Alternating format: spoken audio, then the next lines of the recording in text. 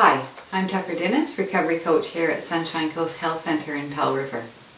Welcome back to part 3 of shifting focus back onto yourself.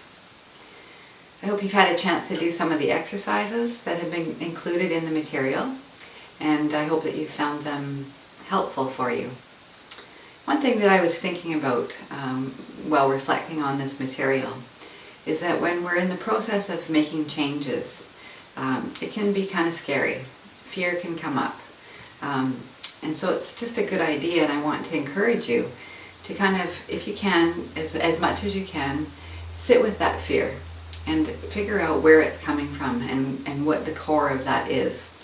Sometimes when we're used to doing something all the time, day in and day out, it becomes very much a part of our lives. And so if you have been concerned and caring for your loved one for a long time, as I mentioned in previous videos, your energy is really all wrapped up in that. And so it can be very difficult to start that shift away from that focus and put the new focus back on yourself.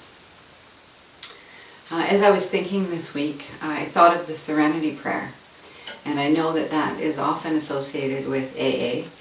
But I think that the prayer is a great piece of information, a great prayer, to use in our daily lives, regardless of where we're at.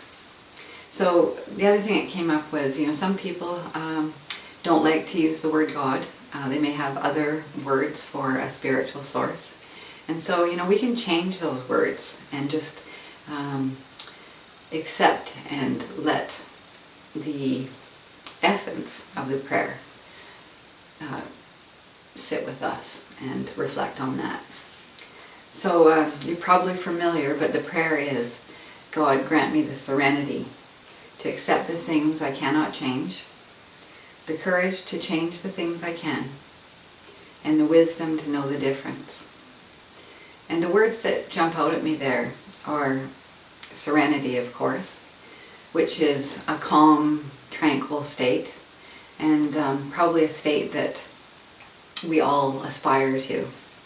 Now, of course, with our lives, we're not going to float through life serene and calm all the time. But I have a prayer flag in my office, and one of the flags is tranquility. And it defines tranquility as the peace that comes when energies are in harmony and relationships are in balance. So that's a lovely thing to aspire to, and it's a lifelong moving in that direction. Acceptance is the other word, of course, that jumps out at me as well. And acceptance is also, it's an intention, it's a practice, it's an experience. And so I encourage you to continue doing your inner work around that word as well. Courage, not the absence of fear or despair, but the strength to conquer them.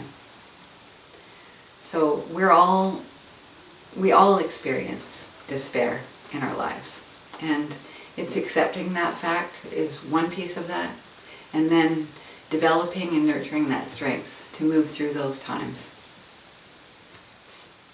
And the last word is wisdom. Knowledge, intuition, and experience combine to guide us in thought and deed. So really pulling together all of your experiences, all of your knowledge, using your intuition and all of the resources that you have, learning to bring those forward, learning what they are sometimes, and with the intention of using that wisdom for your well-being. So again, I hope you enjoy this material, and please feel free to email me, and I always look forward to your responses. Thank you.